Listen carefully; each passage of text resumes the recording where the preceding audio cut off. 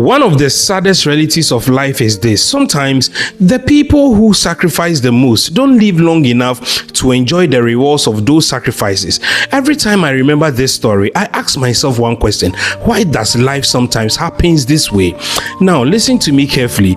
There are some memories you will never forget, no matter how many years pass. They still bring tears to your eyes. This is one of those memories. Back in junior high school, I had a classmate called Emmanuel. If you looked at him, you could tell things were not easy for his family. His mother was a market woman. She worked extremely hard just to keep her children in school. Almost every school day, she would wake up early in the morning, go to the market and start selling. Emmanuel and his younger sister would come to school without pocket money. I remember very well. Not because their mother didn't care, but because the first thing she has to do is to go to the market and sell and get money. Sometimes while class is still ongoing, we would see his mother standing outside the classroom. She had finally made some few sales. She had come to give Emmanuel and her little sister some money for food. Some days she arrived before break time. Other days she came after break because business had been very, very slow. Looking back today, I now understand what I didn't understand as a child. That woman wasn't just selling in the market, but you see, she was fighting for the children's future. She believed education would change their lives. Years passed. We completed JSS, and Emmanuel continued his education at a technical school where he studied radio and television electronic services. After graduating, Emmanuel got the opportunity to work with a company, a radio station here in Accra, Sunny FM. He worked with the engineering department. I remember how excited many of us were because finally the sacrifices his mother has made seemed to be paying off. We believed employment was around the corner because we believed after the internship, definitely they are going to employ him. We believed brighter days were coming.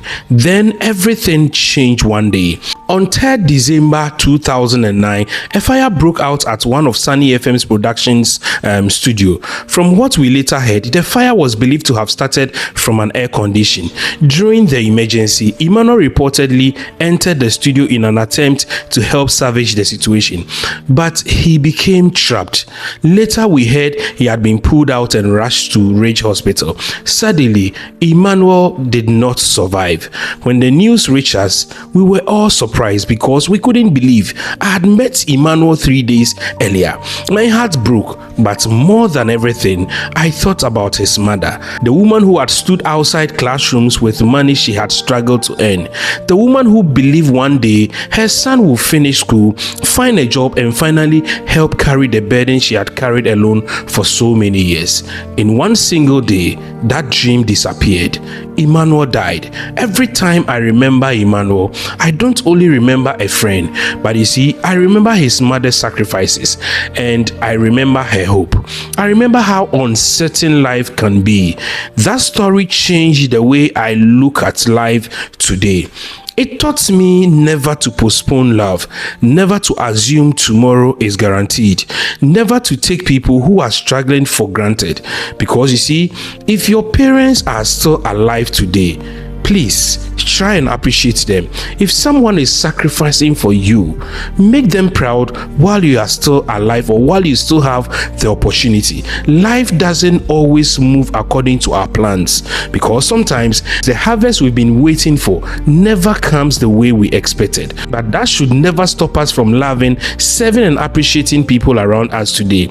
Life lesson I want to leave you with: never underestimate the sacrifices your parents make behind the scenes. Don't postpone gratitude. Tomorrow is a promise none of us have been given. Life is unpredictable. While you are working hard for tomorrow, don't forget to appreciate the people who are standing with you today. And let me leave you with this: some people spend their whole lives planting trees whose shade they may never sit under. That doesn't make their sacrifices meaningless. It makes it priceless. I believe that if somebody is sacrificing for your future today, honor them while you still can, because tomorrow is a gift, not a guarantee. There are certain things you are fighting today. You may not be part of it. I believe some people are trying to buy lands here in Accra, in Kumasi, or wherever they find themselves. They want to build some mansions, but you see, you can't even finish building, and you may never ever have the opportunity to live in that house. Love one another. Thank you so much. Your friend Ibrahima, call me Ibrahima. Follow me on my YouTube channel, Bra Ima Studios. I have a lot for you. Why are you not going there? Let's chat.